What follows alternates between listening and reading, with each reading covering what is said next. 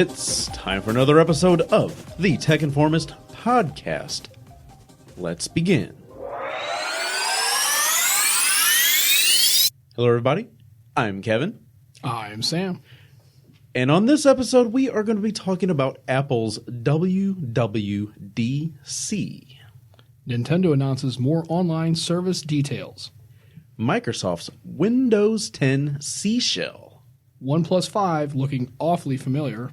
And Android O is officially Android 8.0. Welcome back, everybody. What's going on, Sam? Not a whole lot. Just got off work and enjoying sitting in the seat that Brad normally occupies. Right, isn't it weird? Yeah, I'm in the big league. This is not A-ball anymore. This is the major leagues. It's like showtime. I got to call up the 40-man roster. I'm in. So that's called cool. up. Yeah, absolutely. Well, for those of you listening, if you're following Brad on Instagram and or Facebook and or Twitter, you are seeing he's likely blowing up your feed with images upon images of Universal, Disney, everything that he's been doing. The Avatar World and Jurassic Park and Jurassic World and Star Wars stuff. And I'm like, it's a lot more involved than it used to be. I was a kid when I went there 25 years ago. They weren't Mickey Mouse. Hey, cool. Yeah, Universal Studios was the thing. It's like, wow, now it's pretty extensive. It's pretty cool. I have to admit. It looks like he's having one hell of a time, though. Absolutely. He's taking a lot of fantastic photos, courtesy of his LG G6, I presume. It looks like him and his wife and the rest of the family are having a fantastic trip and kind of just living through him. Vicariously. So cool. Yeah, vicariously. Sometimes you just got to. You just got to watch it. Although he had so many pictures on one. It was like one after the other on Facebook. I thought I actually selected his feed. It was like 9 in a row. I went, oh, okay. I think we should introduce the concept of an album to him. Am I on the Brad Whiteside timeline? Oh, man, it was crazy. But yeah, they're good shots. And actually, looking at the camera shots, they're fantastic. Oh, yeah. Camera shots. Yeah, they're Some really of them good. that both him and his wife have been taken from, like, the fireworks a couple nights ago. Some of those pictures were outstanding. Oh, yeah. They were. Wow. Even though, I guess with the laser lights, too, it's just, it's just really, really good camera quality. And I would expect it at that, but to see it kind of real in person and kind of seeing live shots and on the wild was really, really good. So we'll get back to talking about that and let Brad continue enjoying his little vacation, and he will be back, I believe, next week. But this is 180 of episodes on Tech Informist.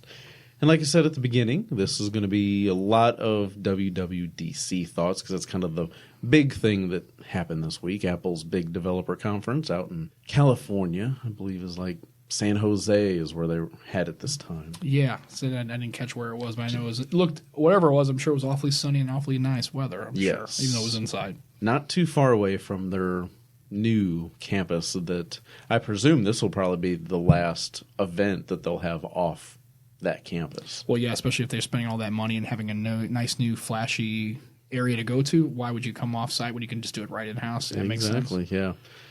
That big old transformer space bridge looking like circular structure out there. Yeah. It looks cool, and I would love to have the opportunity to tour it sometime whenever it's all said and done and built and fully finished. Sure, absolutely. Yeah, I'd like to take a look at it. I'm sure it'd be pretty cool, even if you weren't really an Apple fan, just the sheer scale and it's technology. You still want to go and enjoy it and check it out and see what they've got. But first up, let's talk iMacs. So, new iMacs and an iMac Pro. Totally stepping it up to a whole other level.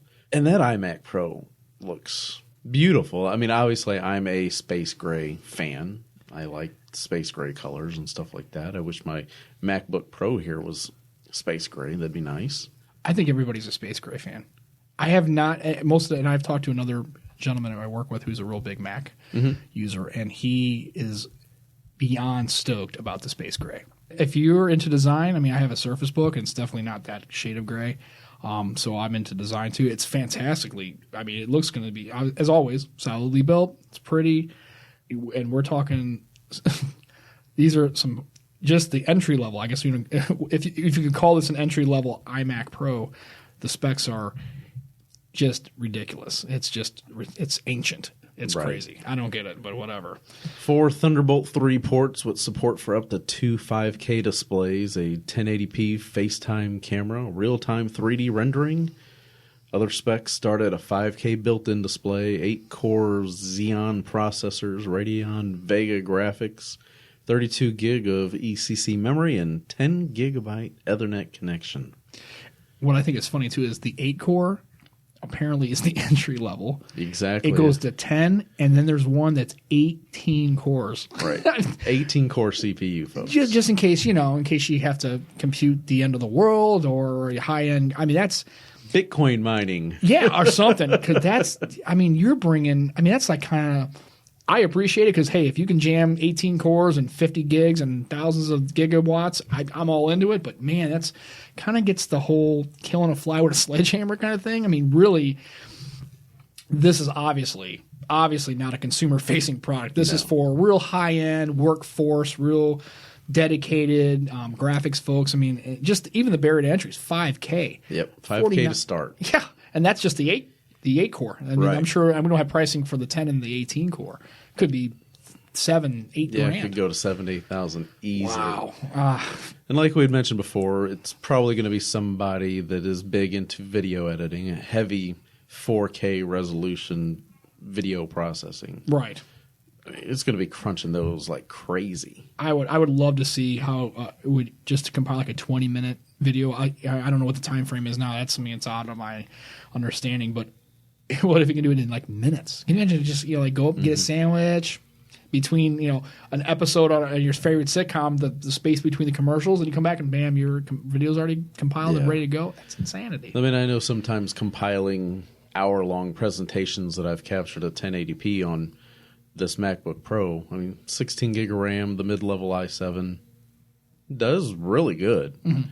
But it takes a while, and the fans start screaming, and it's like, all right, just walk away. It's going to be a little while. That thing's cooking, yeah, but it's just this is incredible. And although it's funny because when Microsoft would come out with a Surface product, like the Surface Studio, and it was like that kind of price range, people are up in arms about the pricing.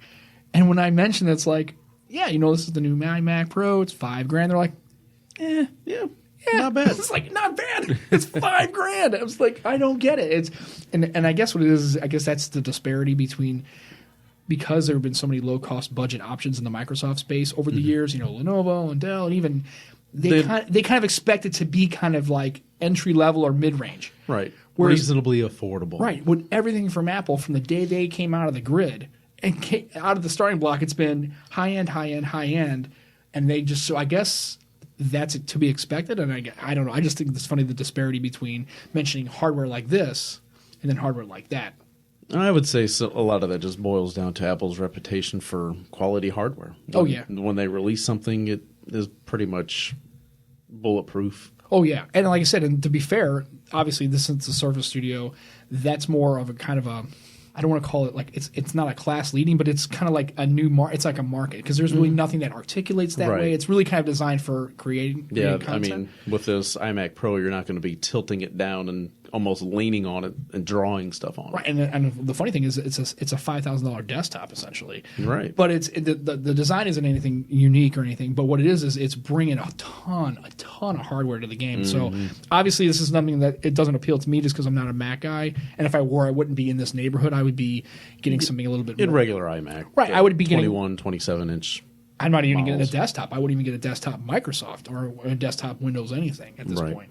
But yeah, you're bringing some serious hardware to the game. This thing's going to be incredible. I'd like to see one in person, just see it work. But it's space gray.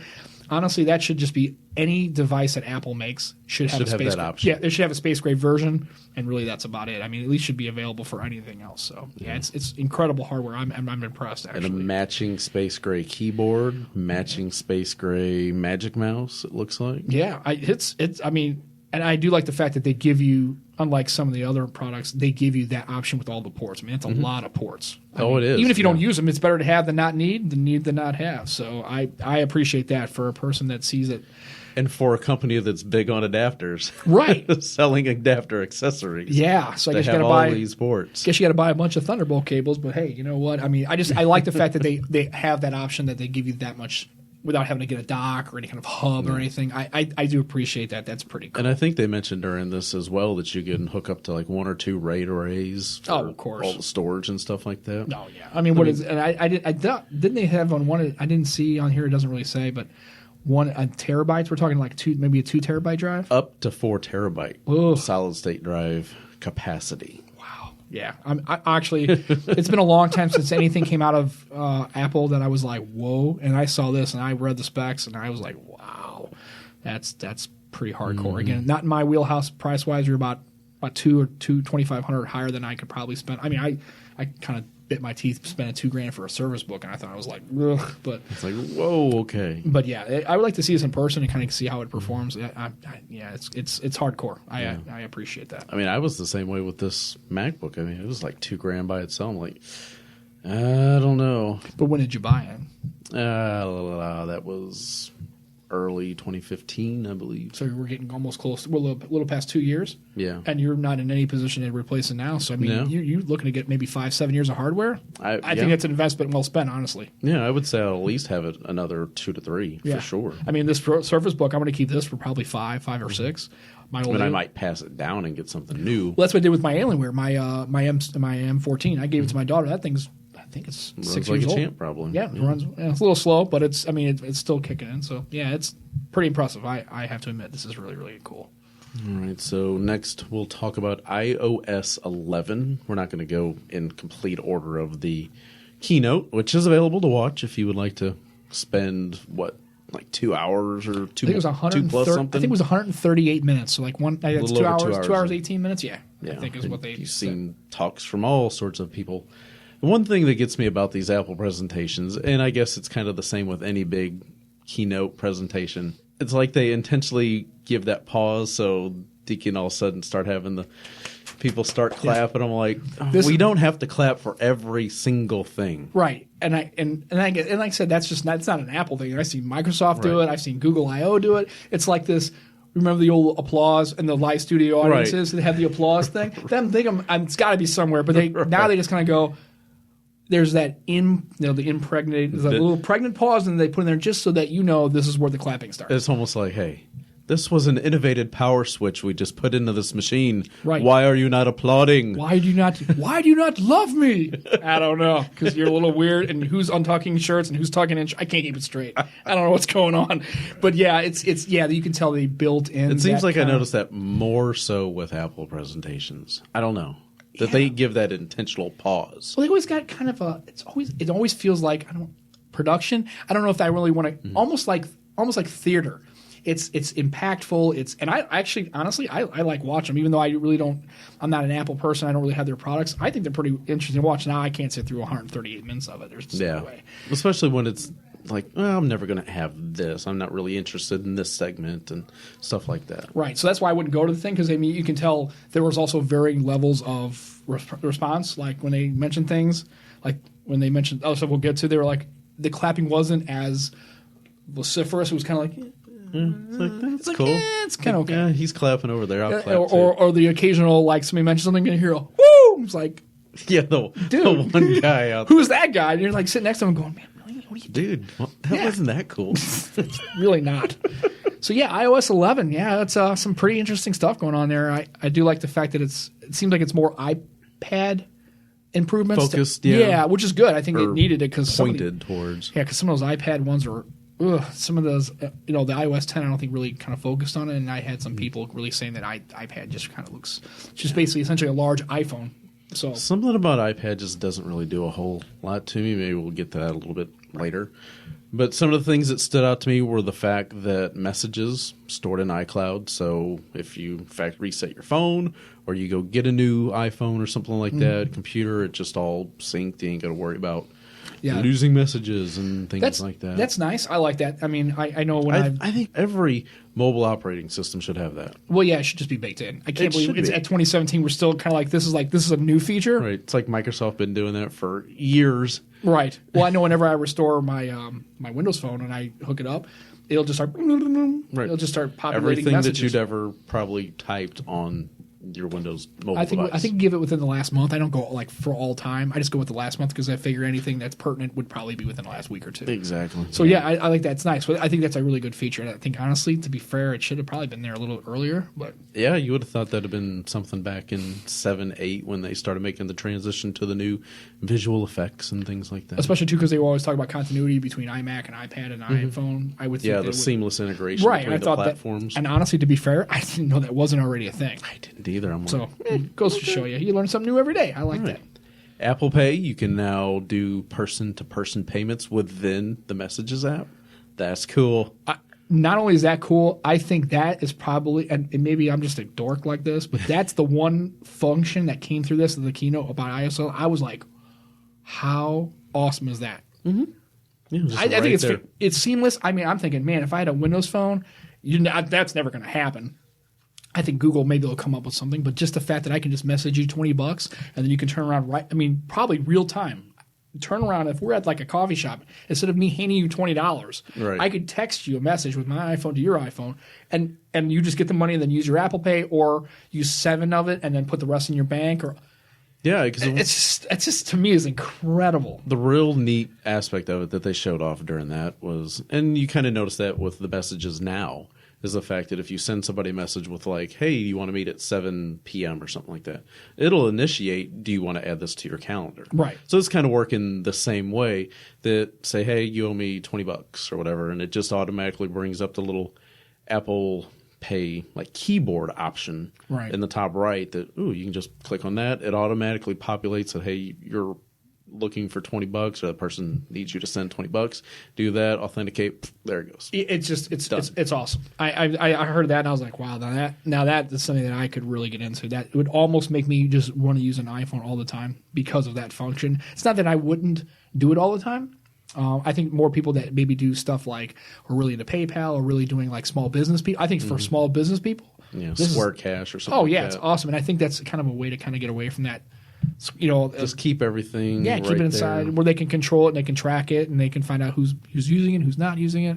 I think that's pretty cool. The person-to-person payments through iMessage is pretty wild. That's pretty awesome, I think. Apple Pay is rolling out to even more banks, credit unions, didn't they say retailers, and 50% of retailers have Apple Pay? I think it was like 50. Yeah, will by the end of the year, or they currently have one of the two. Not as ubiquitous as Samsung Pay. I think because they have a little bit more where they can use it on readers. Because Samsung Pay, you can just put it up next to the reader.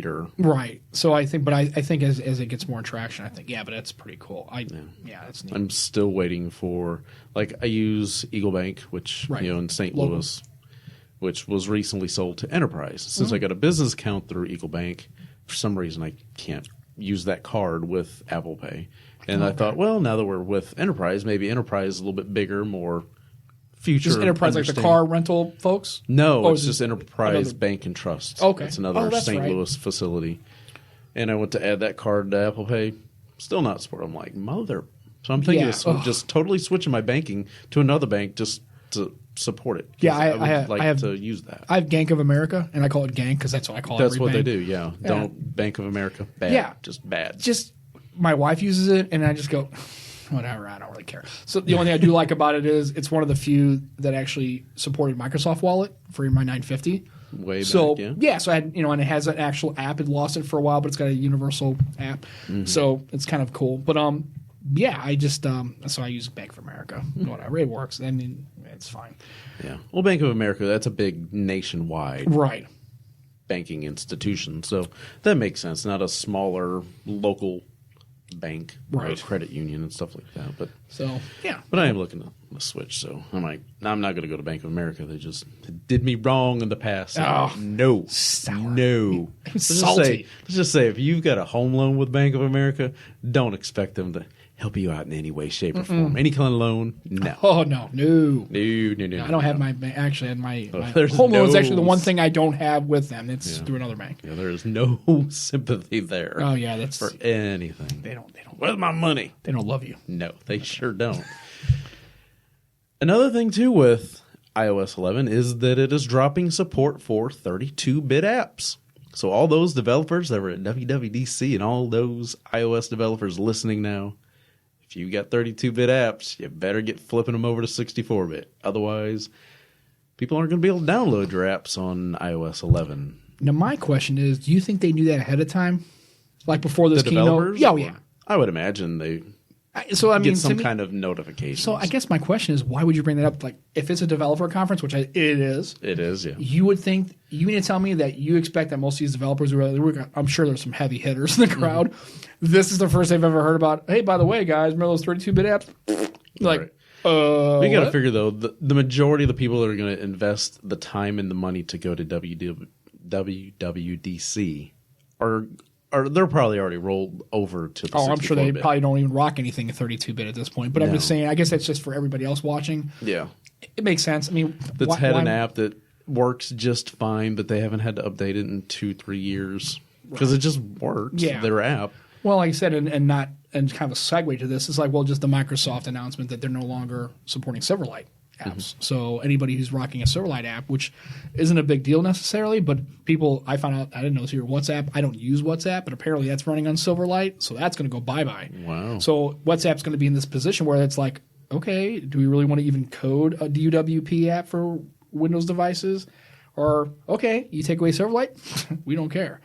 So it's something that just happens. It's like any other hardware or software upgrade. I mean, I've got people have old, Microsoft or old Apple apps that don't run anymore. You have to be upgraded to at least Windows or iOS 9 to run this. Now, some of them it's 10 and above or 9 and above. And then, and there are people that get squeezed on the bottom end, but there's a lot of, it's just time. So that whenever I hear dropping support for anything like that, that's legacy. That's kind of the cost of doing business. Yeah, specifically with iOS 11, talk about squeezing, it's only going to be for 5S and above. So no more 5, no more 5C support for iOS 11. You're going to be with 10 point whatever. I think 3.2. I think it was the last one. Yeah. So again, with the 5S, the 5 is what, a 4-year-old device at this point? Yeah, roughly. It's hard to believe. Yeah, and I know people still use them. I haven't seen people even with 4S's even at this point. But I mean, oh God, I could imagine. It's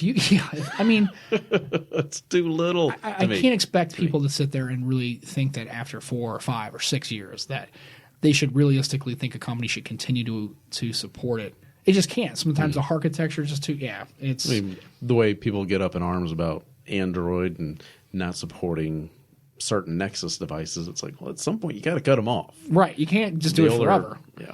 And the same with Windows Mobile. Too. Yeah. You got to do the same thing with Windows Mobile. Eventually, I know that really affects a lot of, and I think it does more damage to the Windows Phone community because a lot of people are rocking 520s, 1520s, 650s, 550s. I mean, low budget devices, even the 920 and the 930. Mm-hmm. So I know that, but in this case, I mean, I don't really run into a lot of people who are still rocking a 5S or a 5C. I don't really see many of those. No. They're at least on a 6 now. I mean, if it is, it's typically younger kids. Right, or really older people that just maybe had a hand-me-down that was just sitting in a drawer. Okay, I got a smartphone. Yeah, my mom's got a 5S, so at least, my mom's got the 5S. So she's good for another year. At least. I mean, and she could care less. I mean, she doesn't. As it calls, text. She's not a power user at all, so. Right. Yeah, I mean, it's just the cost of the way it is. I mean, it has to move on eventually, so I'm okay with that. Control center redesign. You see a lot of different things. You swipe up and there's all the control center stuff. It's in kind of bunched in the lower fourth of the display. I was long pressed. At some point, it's almost the third. It's it takes up quite a bit of space, but everything's. And I do see what they were getting at, the fact that there's more stuff now on the display instead of swiping up and hey, you got a couple more things here. Well, and also you don't have the pagination. You don't have to go back and forth between. Right. Because I know on the one, I think you have to swipe for the music. I looked at it. It looks kind of like a jumbled mess, but it gets in beta. I mean, they get a chance to revise it. They can fine tune it and stuff like that. Get a little feedback and stuff. And I do think there's some ways to customize it. You can remove and add some stuff. I think there's some flexibility there. So if you just need a couple things, it looks a little jumbled right now, but it's.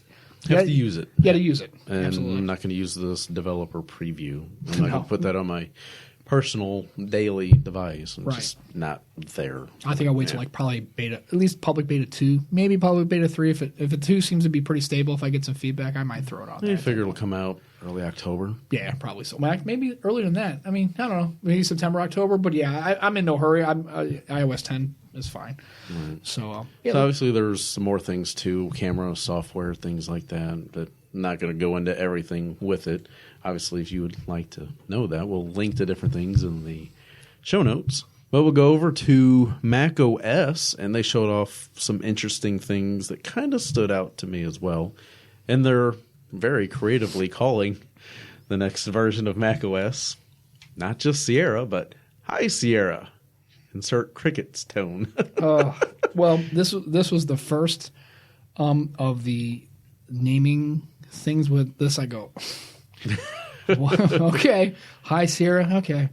Okay, so not exactly. Sierra. I'm not feeling it, but maybe I'm just an old fudgy kind of guy. I don't know, but High Sierra doesn't sound to be real creative, and I don't know if it's. And I'm not even sure the presenter even felt that way too, because he was like, "We sent our team of marketers to brainstorm this. The and we sent Sierras. out to the Sierras, and This is what they came back to the with. highest point, and they came back with Is High Sierra. Is it High Sierra like like High Sierra or like High Sierra like fully 420 baked? Yeah, the way 420 friendly Sierra. the way that he even referenced that about. And it's a fully baked name. Fully baked. Yeah, but oh boy, God, really? And the funny that the High Sierra, that's a double pun, folks. So if you're not paying attention, High Sierra is a double. There you go. So not exactly a creative, but I really at this point, I mean, is it really much different from Sierra? I don't really know. Right.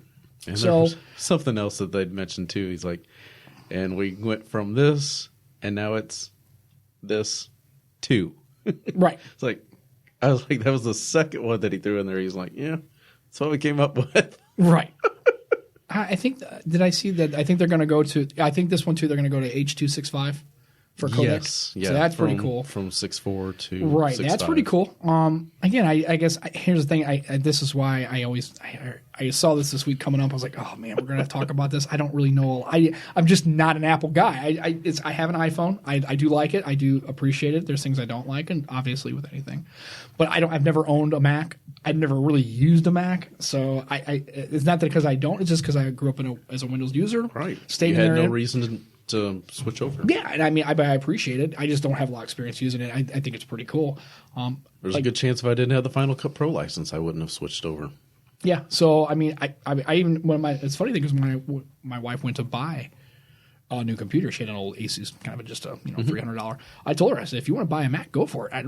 She kind of looked at me like I was gonna like flip out or something. Like, what? You will not have an Apple in this house. This is a PC home. I was like, yeah, I am a Microsoft guy, but I'm not a homer for the guy. I mean, trust me, I'm critical of them too. They have stuff. I just go. You don't have any skin in any of the games, and I don't care. They're taking my money. I don't really. It doesn't really matter. But I mean, I told her, and she went with the Surface, and I tell you what it was is exactly for the pen. She wanted to be able to draw, and that's what she kept stealing my Surface Book for. She's drawing on it and drawing. I can't draw to save my life. So she never considered an iPad Pro. No, she even has an iPad. It's an older one. So she never really considered it. But yeah, when the Pro came out with the Apple Pencil, I guess that's what it's called, the pencil. It just never really was on her radar. And I told her, I said, if you want to get a Mac, go for it. So she wound up buying a Surface Pro. So she likes it. There you go. Yeah, and that's it. So again, I've never really seen what Sierra looks like, so I don't really have. This is not my jam. So I like the fact that they're completely again going away from 32-bit. There's no 32-bit anything to be really found on that. Yeah, just all 64-bit. Talk about the new operating system file structure that's supposed to be much more optimized. They showed off the file duplication. Okay, that was super fast. Oh yeah. Well, and then here's the thing: you've always known. I mean, it was already fast, probably already, but the fact they're optimizing it more. Yeah. Wow. Okay, we're getting to that point where you snap your fingers and it's almost done. Yeah, that's wild. I do appreciate that. So, yeah, there's a lot of really neat stuff in here. So I don't know if there's anything else major about High Sierra versus that's. And again, there's probably some more things that are there as well. 40% better compression. That's huge for saving space on your thing.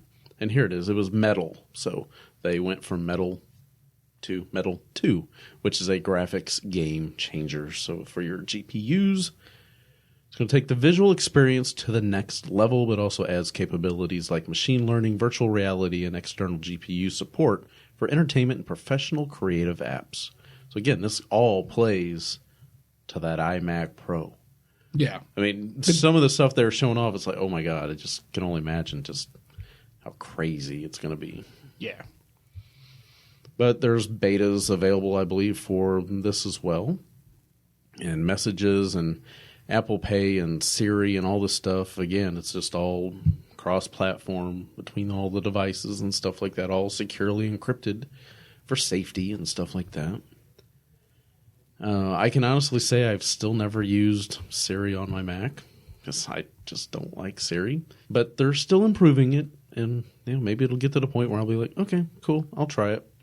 To be honest with you, I really don't use Cortana on my service book. I mean, it's there.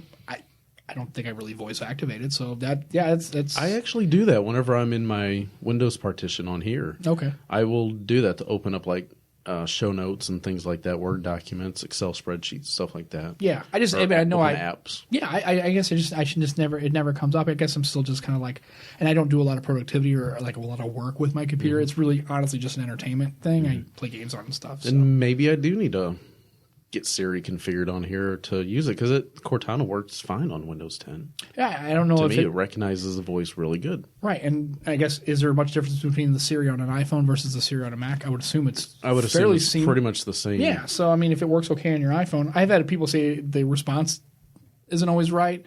But I don't use Siri on my iPhone. I don't use Siri, or I don't use Google. Okay, Google. I don't use it on my.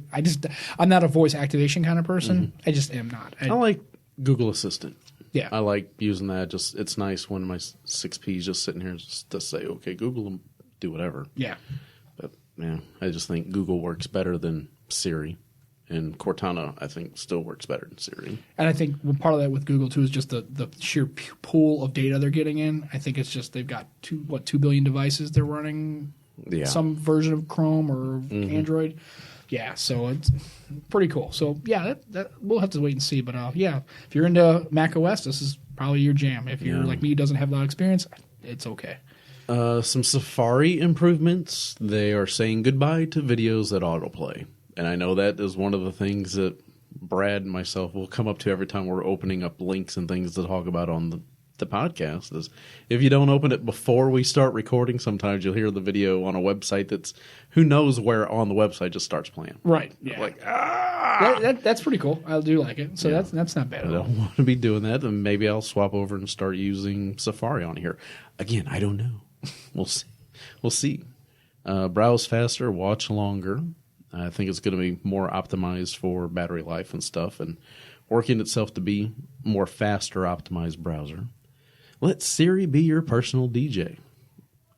I kick up Spotify and just let it do its thing. I don't buy and store a lot of music on my systems. I don't. I have all my music stored on my OneDrive and the music, and I use through Groove. I could move it over to my Mac.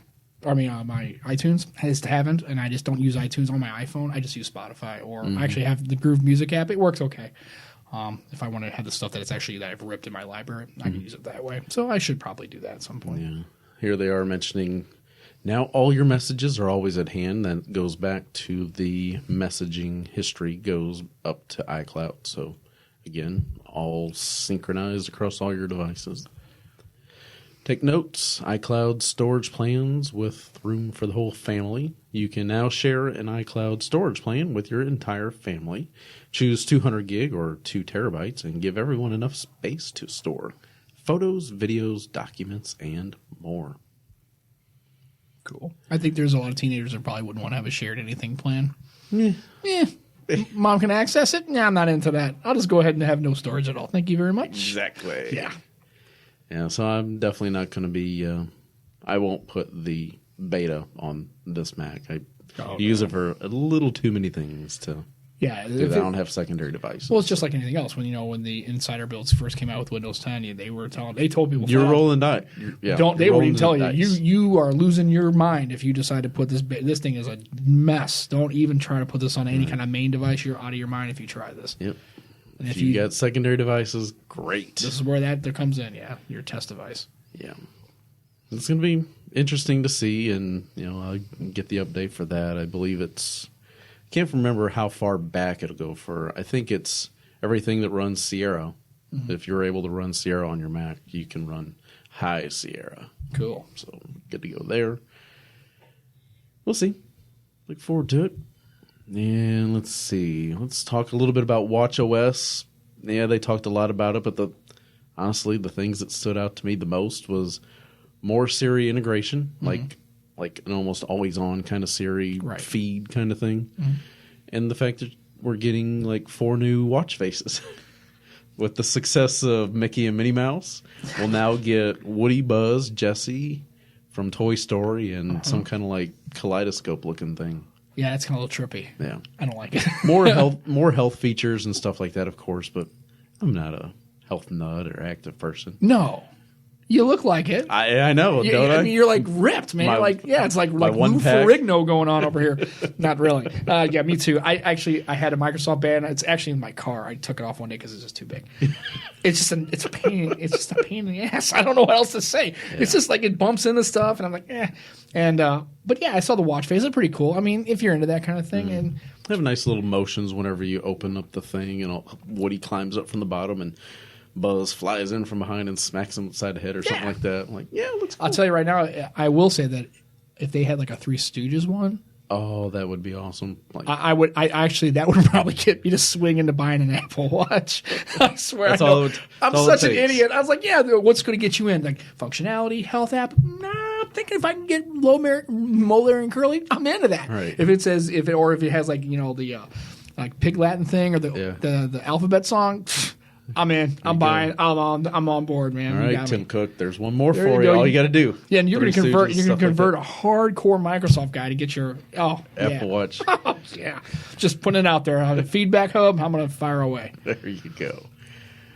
All right. Now the next device that I want to talk about is something. Obviously, we knew Apple would be working on this because of the success of the Amazon Echo, the Google Home. Sonos speakers, yes. And of course, Apple's all about music, so it made perfect sense to unveil the HomePod. Yeah.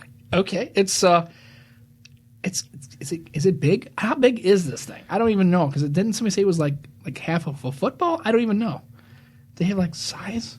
I'm trying to look and see about size. I know 9to5Mac did a pretty extensive review on it, and it's $350.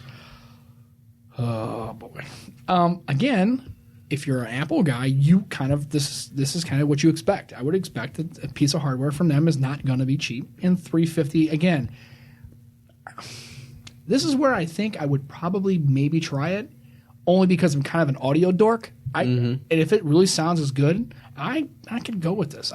I mean, it would not do anything for me because I have a Bose Wave radio, and it puts out pretty good sound. But this isn't so like, wow, there's no way this is happening. This could happen if the audio quality is pretty good. And it looks like it is. I mean, you've got, a 6-array mic. You got a 7-tweeter array. I mean, that's... Yeah, you got 6 microphones, 7 tweeter speakers, and some mesh outer core. And a high excursion woofer. Yes. That sounds important. And Apple designed A8 chip, so that's kind of what was found back in the... Is that the 6? 6S line, I think, because the 7 went to the A9, okay. I think. Okay. So the fact that it's not any kind of cloud, it's actually got onboard processing power. Mm-hmm. I think that's pretty right. I think that's pretty awesome. And of course, Siri integration. So we'll roll the dice and see how that's going to work. Again, who knows?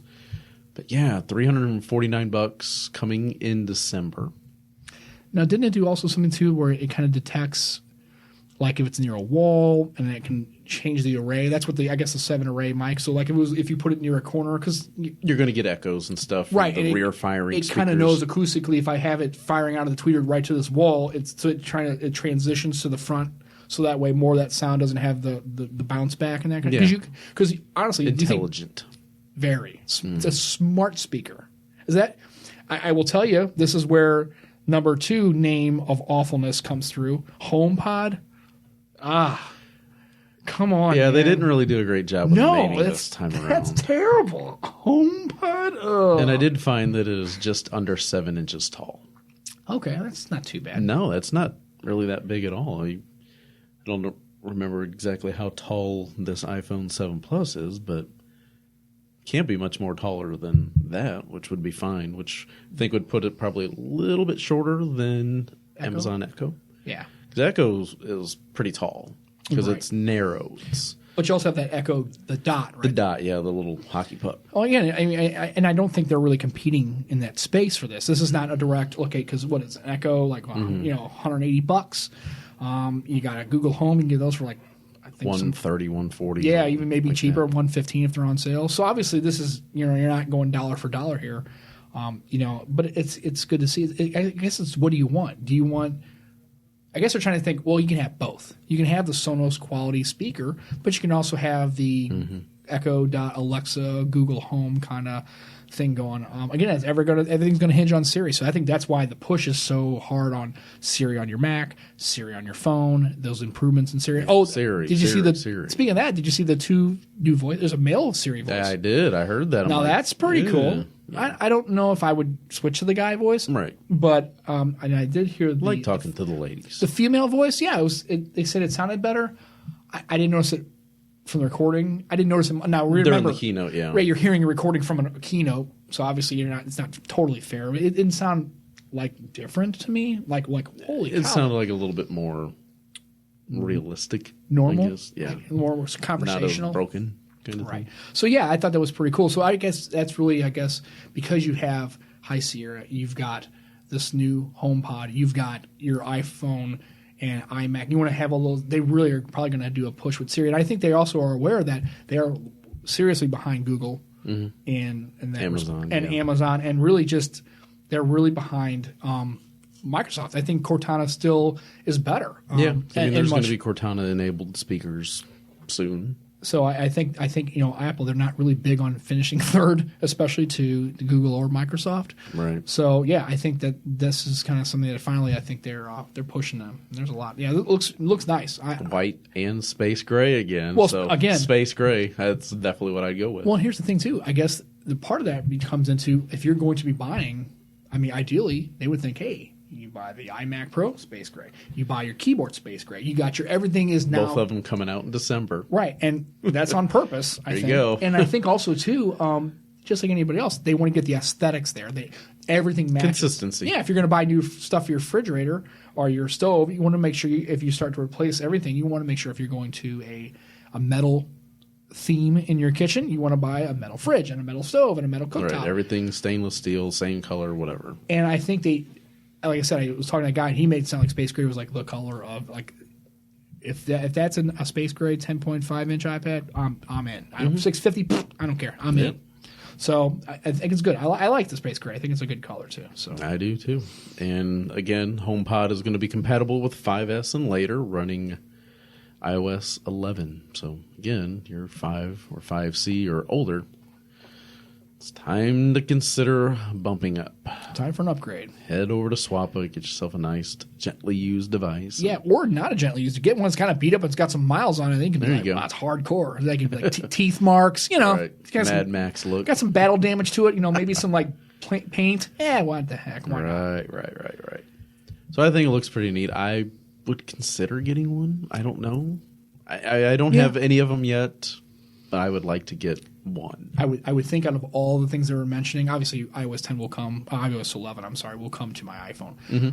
I think of all the hardware, this would probably be something that the most reasonable that I would be buying. If I'm going to jump into this like smart speaker thing, I think I can get into this. I think again, I think of all the hardware, and not just because it's the least of all of them, just the fact that this would have a direct application for me because I would like to have a nice speaker. Not necessarily the smart speaker. I guess I could figure that out. But just to see, I think that would be something I could probably get into. If any of the hardware, this would probably be my entry here. This is where I would come into. MacBook Pro refreshes, kind of like what we mentioned with the iMac. Right. Refreshes that, you're going to Kaby Lake processors and things like that. It's just about time. 5K displays, stuff like that. Yeah, okay. But the Kaby Lake, about time. Kaby Lake, that's it, not Kaby. That's okay. It's okay. Yeah, Kaby Lake processors. I mean, the Surface Line's moving to those two. Yeah, it's just that's where you are. Inevitable. You go to the new Intel. Well, it's like this, like a smartphone. You get 835. Now everybody's on an 835, right. And then the 845 will be out next, and then it's if you're going to upgrade and you're going to refresh, you got to throw Kaby Lakes in there. It's just kind of the natural course of development. Yeah. Right. So then they started showing off a little bit of the VR AR stuff within the iOS 11 presentation. They didn't drop all the virtual and augmented reality stuff like hardware or anything like that, like goggles, but they showed off some of those apps. And it wasn't like a separate like presentation outside. No. It was kind of bundled into the iOS 11 because it looked like most of that was part of iOS 11. I think that's what part of the build is. It was like a developer testing AR application that showed off a little bit of like Pokemon Go and this other stuff they were showing off with the vase and the cup and on the table. The different lighting and stuff like that. No, that was pretty trippy. Little battle scene of that outpost with the ships flying around and the place blown up. And that was pretty cool. I have to admit, and I did like the fact. I guess I like the dynamic lighting. So when you move the cup around from the light, the shadow followed it the way you would expect it. It just looked cool. Granted, it's probably just code. Anybody can do it. Yeah, and optimized for the demonstration. Right. To show what it can do. Yeah, obviously, your results may vary. Right. Like not work. It's not like crossing your fingers during the original iPhone reveal. Like, God, I hope this demonstration works. Oh, it doesn't? Come on, Steve. Get it through. All right. It's broken. Done. It doesn't work. That's a bad thing? That's a bad thing. Okay. Moving on. I don't quite know if heads would roll the same way under Tim Cook as they would under Steve Jobs. Steve Jobs would have shot somebody in the face with a bazooka right there. It would have been like, what? A dump button. They would have zapped. Some kind of like it would have been pretty hardcore. And back with High Sierra, they also showed off a lot of the different things that you can do with VR because they're giving developers access to all the AR and VR development stuff. Again, getting them ready because Apple's got some stuff coming down the pipe with virtual and augmented reality. Yeah. It's kind of no secret. Again, Robert Scoble he's pretty confident that stuff is really coming with all the different things from people he's been talking with. That August, September, whatever it is that they make this announcement. Right. Is going to be pretty game-changing when it comes to this. And obviously, Apple can do some stuff. I will tell you where it's going to get the most consumer traction is in Apple. That's where it's going to. If we're waiting, like we're kind of thinking, Microsoft, and they have their HoloLens. Really, it's high-end stuff. High-end stuff, and really nobody knows about it. How many people watch that? And it's not even mentioned. Nobody even mentions like HoloLens. And then, with the PlayStation, the HTC. HTC Vive, yeah. So you go into a Microsoft store, Best Buy, do a demo. Right. Check it out. But where I think this is really going to take off, where the mass folks were like the people who don't even know what AR is, who think it's a rifle. Be in Apple stores. Right. AR, you mean a rifle? No, not the same thing. Right. But I think where you're going to get that, where I think it's finally going to tip the scale where mass consumers are going to get on board with that, is going to be Apple. They're going to be the ones because they're baking it in. It's almost it's giving it to you. The Apple, you don't have to, you don't have to buy any hardware. It's like, okay, it's going to be an app on my phone. You can put the vase, and people go, that's cool, and they're going to show their friends. They're going to show their friends, and just because you can put a cup on there, it's going to blow their mind away, and that's going to.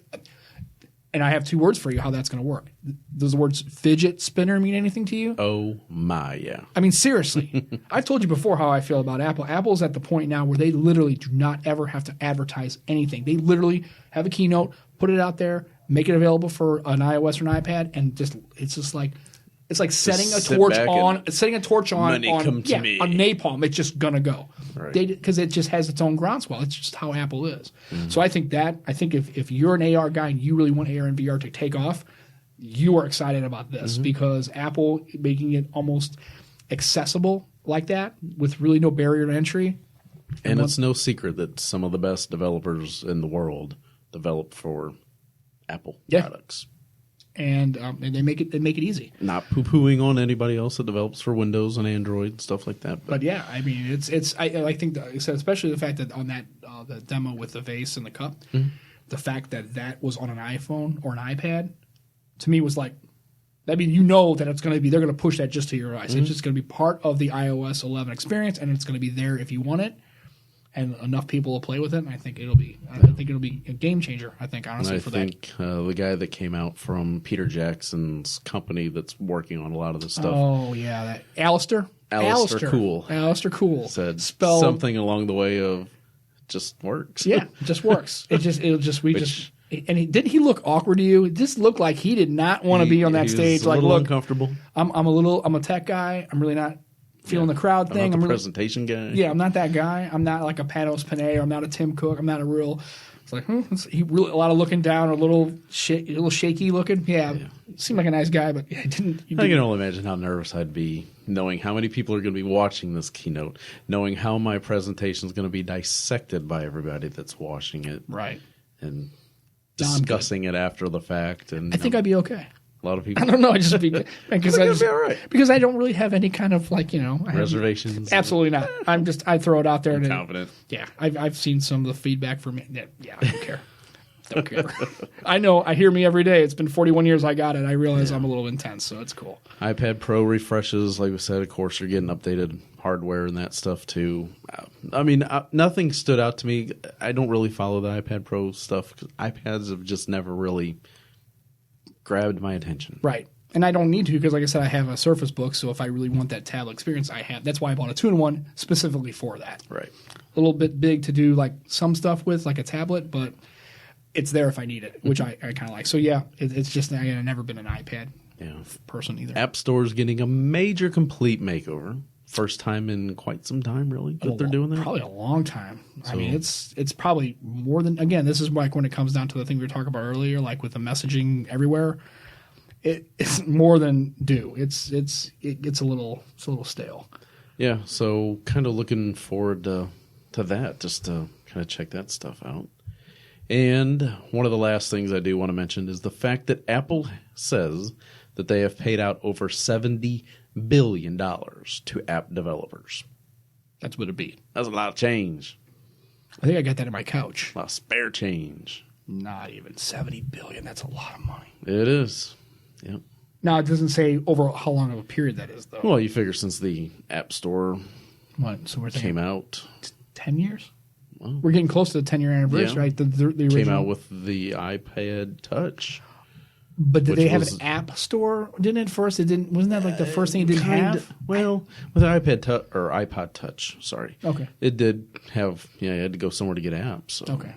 So it was just a slight bit before the iPhone came out. So it's a little over 10 years. But even if that's spread over 10 years, that's still $7 billion a year. It's still a lot. That's a lot of money. Yeah. A lot of money for developers. Well, and it shows. I mean, look where they are now. I mean, you've planted the seeds financially. I mean, you're reaping the benefits. You know, I can't hate on them, man. That's pretty smart. Yeah.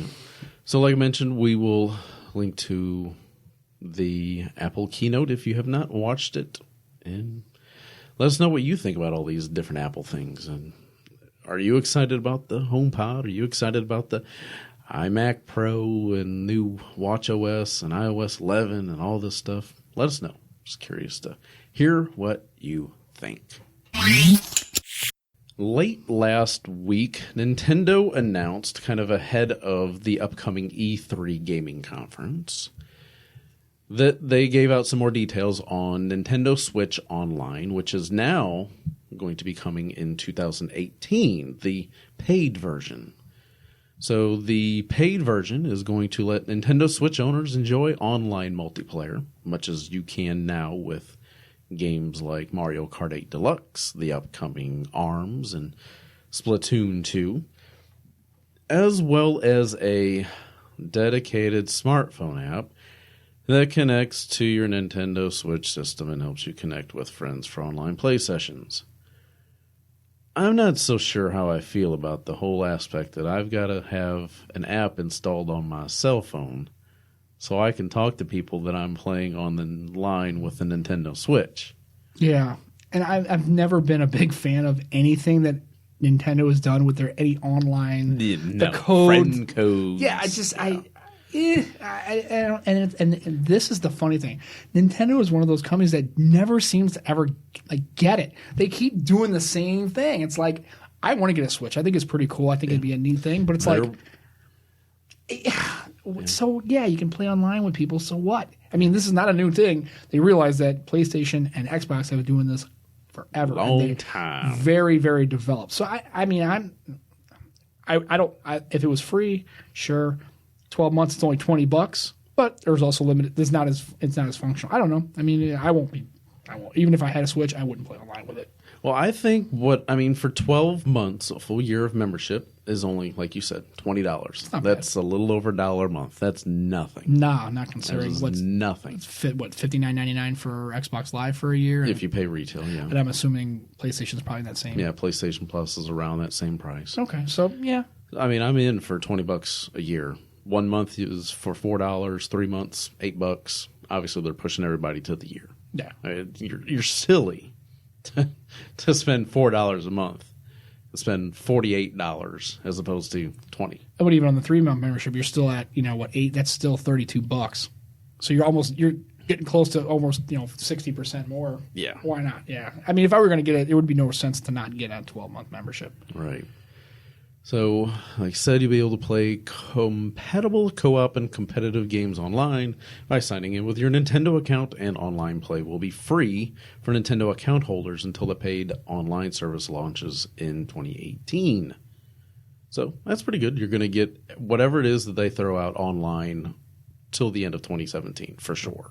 Well, like until it launches in 2018. We'll give you a chance to check it out. Honestly, if I had a Switch, I'd pay $20 just to have it. Even if I never really used it, I wouldn't feel like I would pay that. Yeah, I would pay that $20, and if I never really used it, I wouldn't feel like I wasted my money. I'd be like, oh, okay. So, yeah, I got to get a Switch first. That's the first thing. Well, they had one at the Festus Walmart last night with the neon Joy-Cons.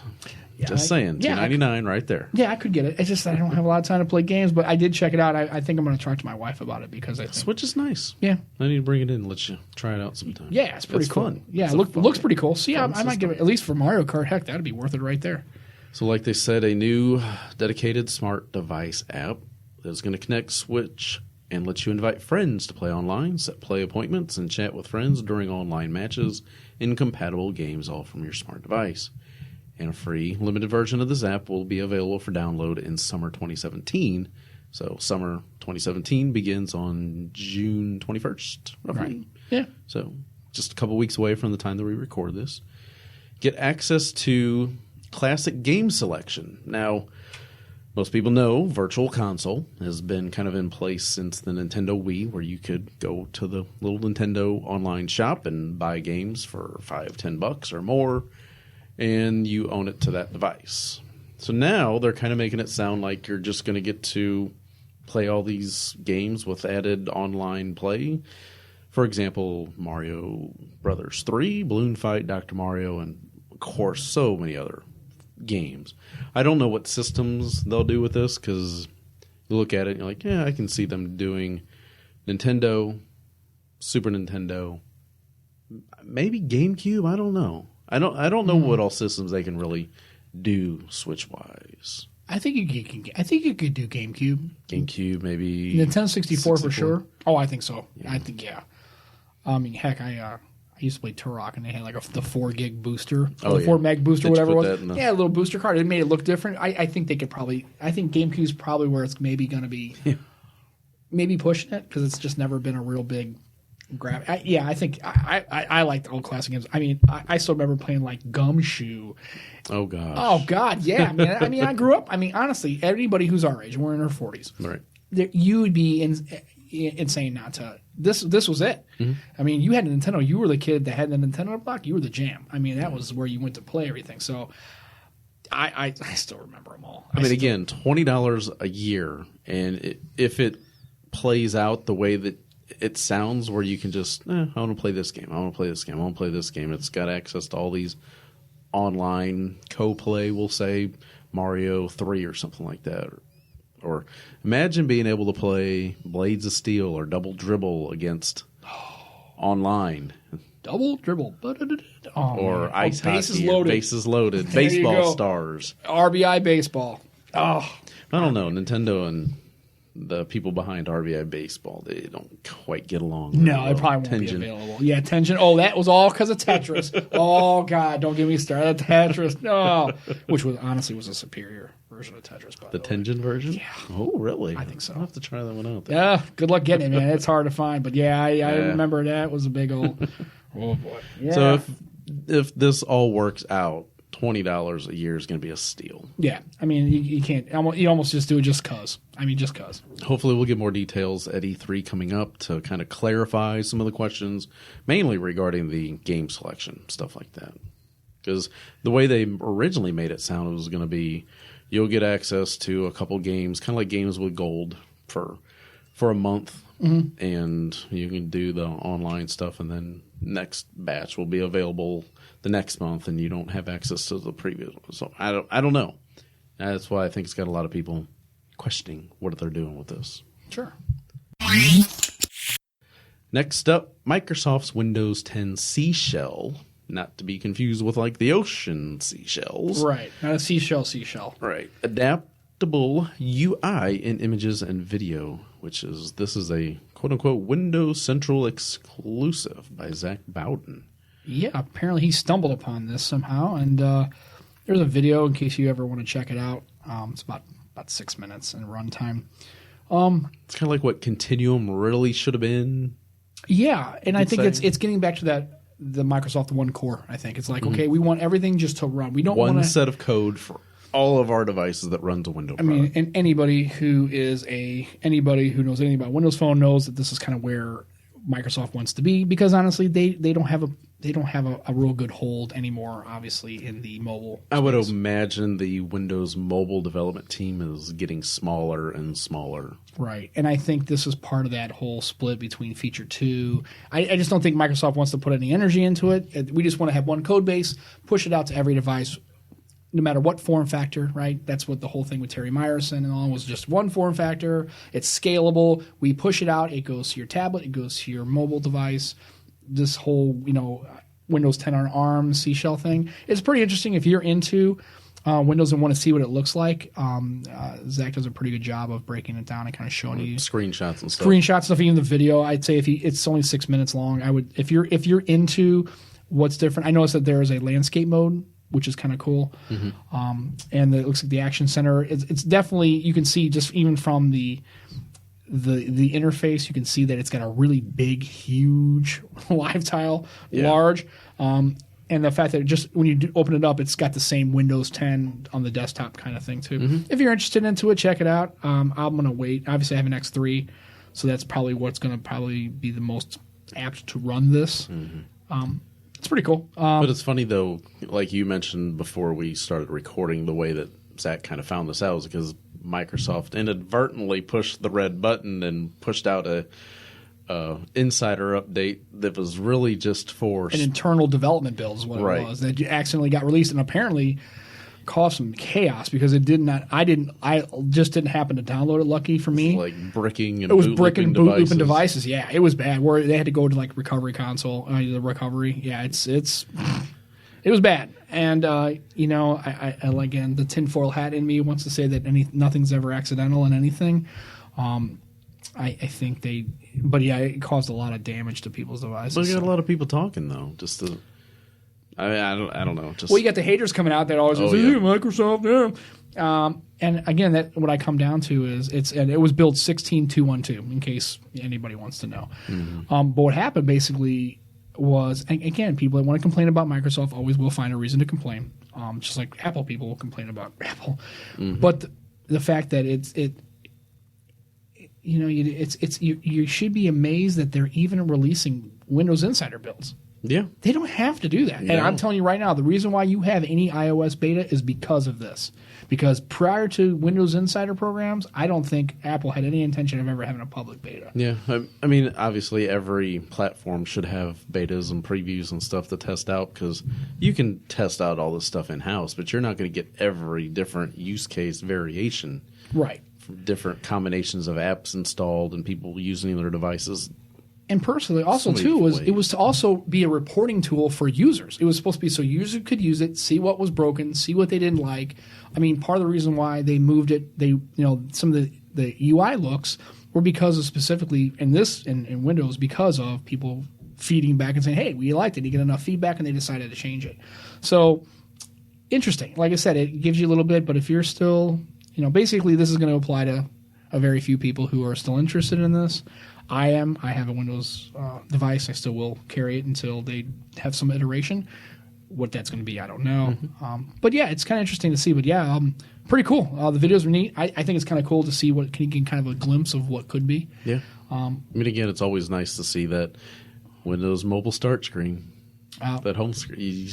you just look at it and go, oh, why couldn't it have been more successful? Right. It's just, and honestly, that's most of the reason why I keep it. I still like the interface. I still like the live tiles. I still like the way it looks. And again, I'm a Microsoft guy, so I want it to succeed, but I don't know. We'll just see what happens.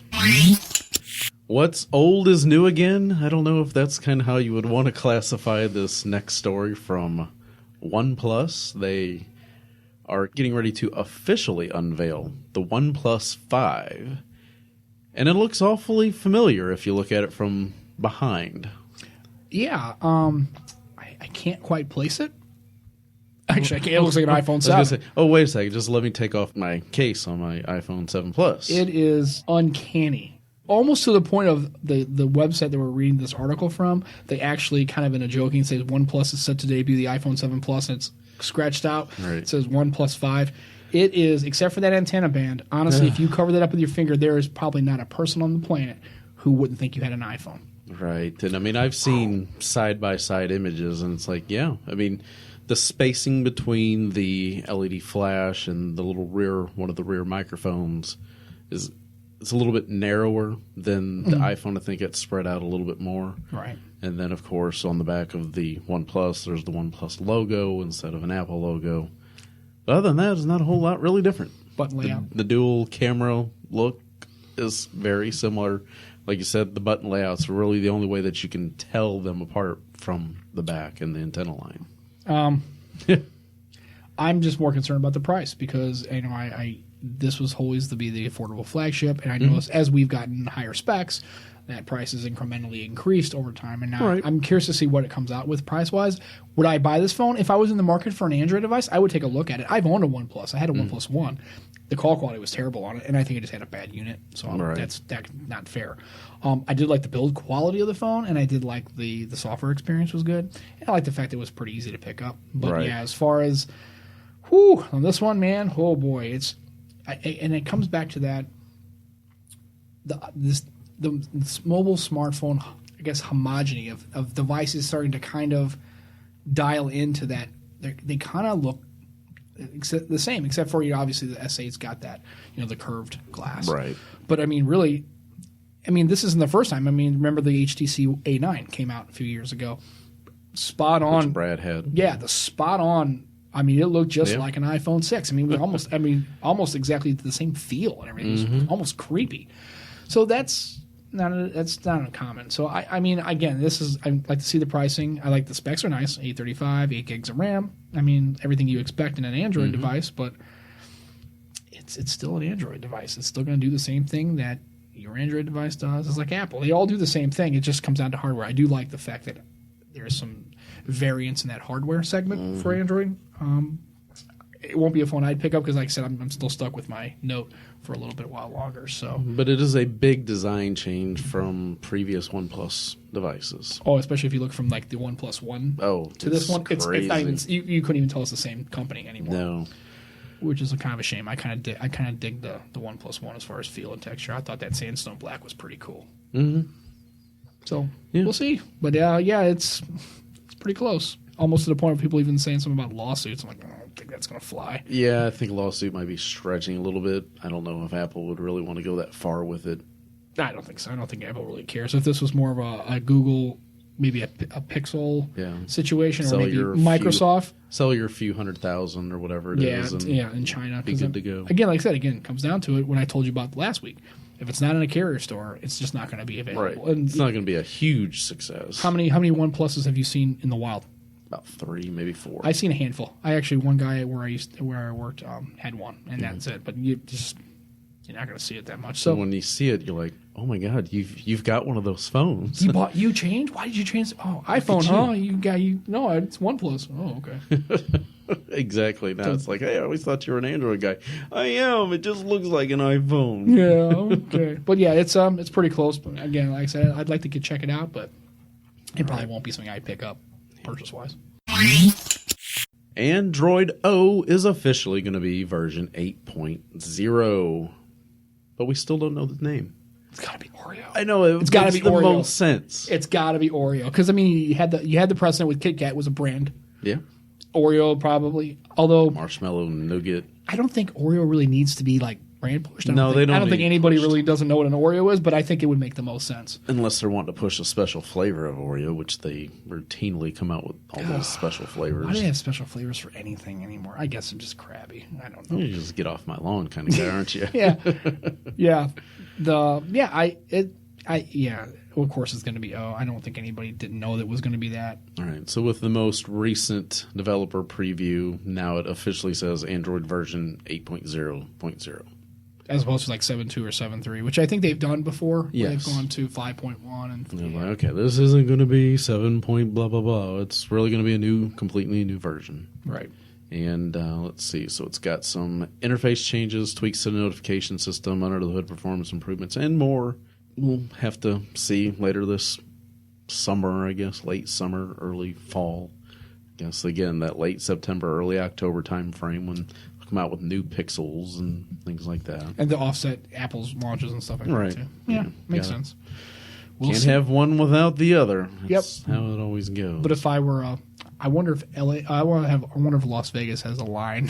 You would, yeah. I would think so. If it was, my money would probably be on the Oreo, but it's probably like 5-2 or something like that. Odds is probably not very good. But yeah, I would say Oreo's probably the odds-on favorite. Might as well. It seems like it'd make for a perfect little Android statue there at the facility. Yeah, a little Oreo with eyes on it. Yeah. Yeah, not too bad. Pretty cool. Yeah, I mean, simple. We'll see. Hopefully we'll find out sooner than later. Probably within the next couple months. Yeah, I would imagine they'll let everybody know. Maybe end of July, maybe? Yeah, I think so. Yeah. Sounds about right. Because they still need to have their Pixel or their new hardware. You know, they just had their own conference, Google I/O. Yeah. And of course, they don't announce anything there. They always set that for a separate event. Right. We'll see. Yeah, looking forward to it.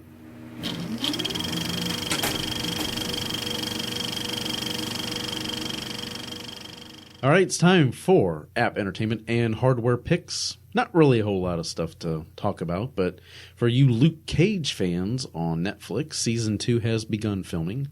Now, I've only seen Luke Cage in Jessica Jones. I haven't watched Season 1 on Netflix yet. Have you watched Luke Cage? No, I've heard of it. I'd never watched it. I actually, in with Jessica Jones, I think I've watched not much of it at all. I have seen 4 or 5 episodes of I think Jessica I've seen Jones. a few. I mean, it's good. I just fell off to... Well, I think I just had other stuff, like entertainment-wise, that kind of took precedent over it, so I should probably check it out, because I've heard it's pretty good. Mm-hmm. Yeah, it's all well done. And I also found out that Doctor Strange is actually on Netflix now. I just happened to notice that the other day. I'm like, really? Oh, so I can watch that now. That's kind of cool. Yeah, I didn't notice that either. That's kind of cool. Stuff just pops out, and it's like, oh, cool. Look at there. Yeah, not too bad. Go watch Doctor Strange finally for the first time. I haven't watched it yet. Did you see it? No. The movie? Yeah. Yeah, it's pretty good. We went and saw it in the movie theater. Yeah, it's pretty good. Well, I to be fair, I think if Benedict Cumberbatch were reading a menu, I'd probably be in on it.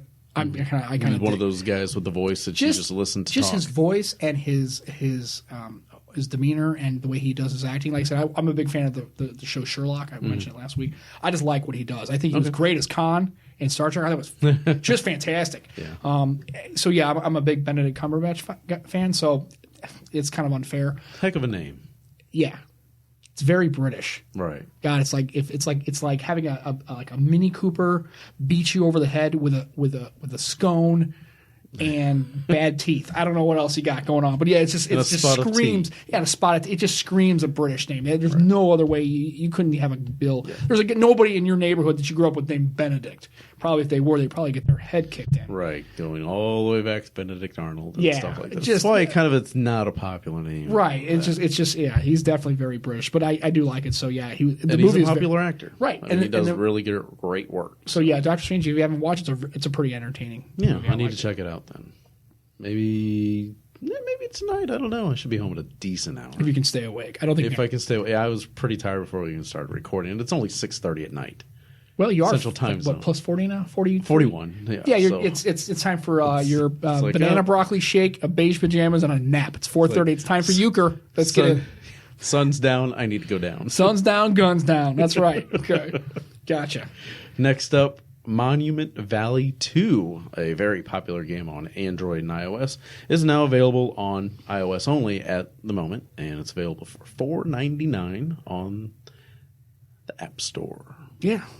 I played the first one a little bit. First one was pretty good. I never finished it, but other people had said that they did finish it, said it was like too fast, or they wish they had more content, more levels. So maybe this improves it. I mean, just kind of like logic and thinking on how to get the people from this point to that point and get them through the thing. And two, also like a spatial awareness. I mean, I played it was okay. I just I don't have a whole lot of time, so it's okay. It's entertaining, but I never finished it. Right. I'm sensing a theme with us. We just don't have a whole lot of time. Yeah, we're busy. We need to folks. make time, We need to make time. So right, and you've got an app here. Yeah, a game I kind of stumbled upon on my iOS device, and I actually found out it was actually on Android too, so it's available for both. It's called Atomus.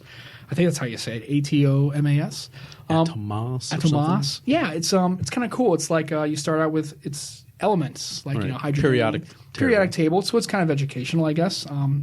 But you start with one in the middle, and you basically create pairs, and then those pairs become other pairs, and you kind of evolve. And it goes from hydrogen to helium to beryllium to it's carbon. Kind of like combining the elements and making sure these are compatible, these are not because it's combustible. Right, and basically it's just a matching game essentially in a sphere. It's pretty cool. If you want to check it out, if you're into it's one of those games that it doesn't take a lot of time. It's not really a lot of thought. It's like a puzzle game basically. Cost? I know on iOS I think it's cost. I haven't looked it up, but I know on Android it's free, which is kind of part for the course. I think when I did buy it on my iOS device, in-game purchase or something. Yeah, I don't think there is. There might be. I never. If it is, I never purchased them. My wife is. She's the big Candy Crush soda. I'm stuck on a level, and so I'm going to spend $30 on. Oh God, that's another argument for another time. I got to get past this time counter. I don't have time to regenerate. I've been stuck on a level. I think I'm on like 415 or something like that. I've been stuck on it for like a month, and I'm not going to pay. They're not, King is not getting $1 out of me for more than that. I don't care that much. Yeah, you just start watching the Candy Crush show with Mario Lopez. Candy Crush my soul. God, I think if I do that, that's time for me to check out. If you catch me doing that, you can come get me because it's time to leave. That's the proverbial jump the shark. Oh. I think the shark probably ate him. Holy cow. Exactly. So my TV pick is for Netflix too. It's a show. I'm a big fan of Bill Burr, the comedian. It's one of my favorites. Actually, I kind of feel bad because I kind of wish if I was going to do stand-up, I would do it this way. So he kind of took my thunder, which is okay. Not really. Anyway, he has a cartoon on Netflix called F is for Family. And again, double pun because F is the F word in the show, and there's quite a bit of it. This is not it's not G-rated. Oh no, it's coming at you. This is Bill Burr. So if you're a fan of his comedy and or a fan of his podcast, the Monday Morning Podcast, a little plug. He does pretty good. Look at you. And he has a Thursday one too. It's pretty cool. I'm a pretty avid follower. Got to meet him actually when he came to St. Louis. I got a picture with him. Yeah, for a little meet and greet. I kind of look at me because it was important. So I got a picture and everything. I got proof it's not photoshopped. I don't even know how to use that.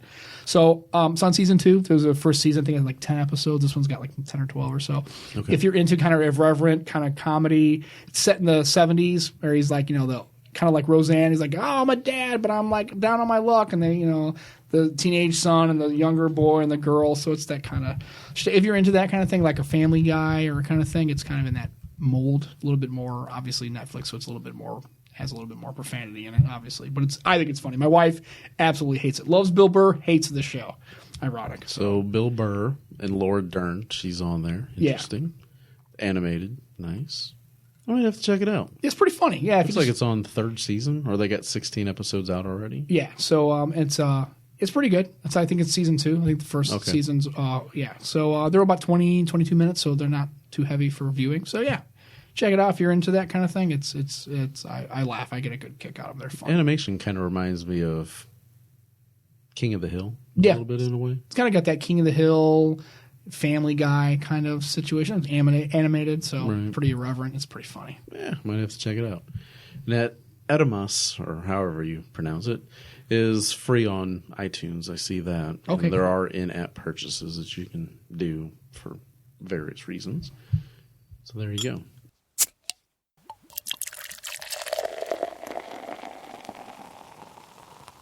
And now we've got a beer pick of the week from Sam Ventimiglia. Yeah. Now, here's the thing. So the beer pick, I am definitely not anywhere in the neighborhood of Brad.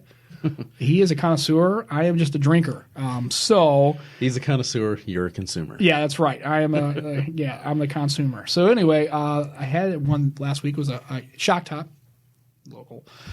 Actually, I always get the shock top. The regular, I guess the Belgian white. Right. They actually had a lemon shandy because at one of the grocery stores in town in Deerberg's, the one in Arnold, you could actually pick.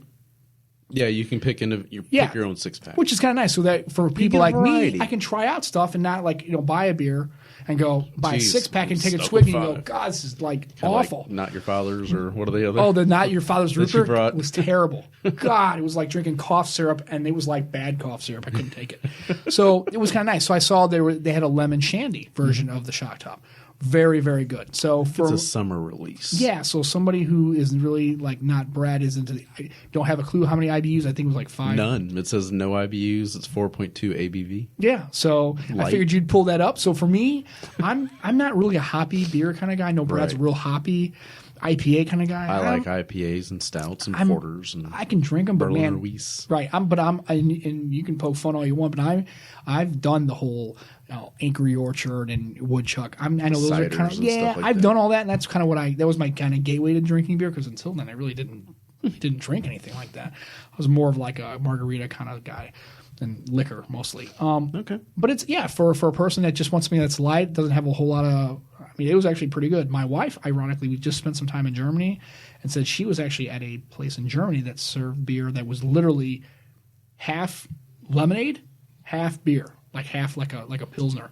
She said it was fantastic. That sounds great. Yeah, I wish she would have got the name of it, but of course I didn't. She didn't tell me until she got back home. So obviously, if you're into that and you want to check it out and see if you're just not, if you want to drink a beer and just look in your beer section, I'm sure good chance you'll find it. Yeah, I liked it. I actually was pretty impressed. I actually got a good chick. I've also had other summer ales from other places, but this one. Yeah, Shock Top are still some of my favorite AB InBev offerings. Right. That if I am going to have something from there, I was like, I'll probably take a Shock Top. Right. So I liked it. So if you're looking at something that's light and doesn't have a whole lot of sting to it and you just want to have something nice and easy to drink, I recommend it. It was pretty good. Yeah. I mean, this has a 3.22 comprehensive rating out of almost 53,000 ratings. Yeah, a little low, I guess, but I mean, it's kind of like Yelp reviews. I guess you can, it's still better than Midway. I mean, out of 5, it's 3.22. So it's over 2.5. Yeah. So hey, you know what? It's still positive. It's in the plus. Exactly. So yeah, I did like it. It was pretty good. All right. It's been a while since I think I've had it. I have not checked it in, so maybe I need to get a variety pack of Shock Top soon. Yeah. Just try them out.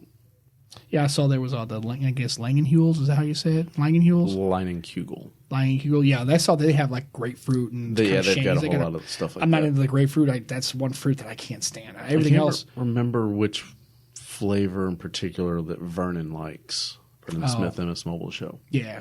There's one specific flavor that I know that he really enjoys. Yeah, there was a grapefruit one I saw in that. I was like, grapefruit shandy. Yeah, I'm not. There's some good offerings from there too. Yeah, I'm gonna give them a try. That might be after I kind of run through the Shock Top stuff. I've seen they're always in there because I've done the Sam Adams runs. Very similar kind of theme behind them too. Okay. Yeah, I would say. So sorry if everybody's looking for a hardcore, real in-depth beer pick. I just threw that out there. But hey, instead of this just being a local brew, at least people have a better chance of finding it outside of the St. Louis area that we record. Right. So it definitely, and as I put in the notes, a rookie's perspective. A rookie's perspective. There you go. So that does it for this episode. I'd like to thank Sam again for being a guest and helping sit in for Brad while he's down sunning and exploring the world of Disney and Universal and everything down there. Still jealous. I know. Maybe his family will adopt me and I can go next time. Because this was like a big family thing because his sister was marching in the band at Disney. And okay. So. Yeah, I mentioned him saying something about a family trip. It wasn't just him and his wife. Right, it was kind of a whole thing. Yeah. And I also remember him saying something about separate cars. Yeah, separate cars. You always travel separately. So just in case it's a good thing to be close, but not too close the entire time. You always want to make sure you always have, just like any fighting any fire, you always want to make sure you have an escape path. Right. Yeah. Like, we're going to do our own dinner. Thank you. Yeah, we're going to eat at not there. Right. Where are you guys going? Okay, that's not where we're going. Yeah, somewhere on Earth. Mostly likely in Florida. Right. So let us know what you think, everybody, and you can send us emails to contact@thetechinformist.com, or hit us up on Twitter. Myself is at Kevin Harvell, and unfortunately, Sam is not on Twitter, and that's a very long story we do not have time for today. No, but I do have the Instagrams and the Facebooks. So right. in case you get follows that way, Instagram's 20 Miles 1975. There you go. And Facebook is just my name. So that last name is in the show notes. If you want to search for me, anybody wants to follow. I'm not exactly a great follow. I have my moments, but I'm not controversial. I don't rock that kind of stuff on my Instagram. Don't rock the boat. Not rock the boat. So it's all good. Right. Just take it for what it's worth. So thanks everybody for listening, and that does it for episode 180 of the Tech Informist Podcast. We will be back again next week. And until next time, consider yourself informed. We are out.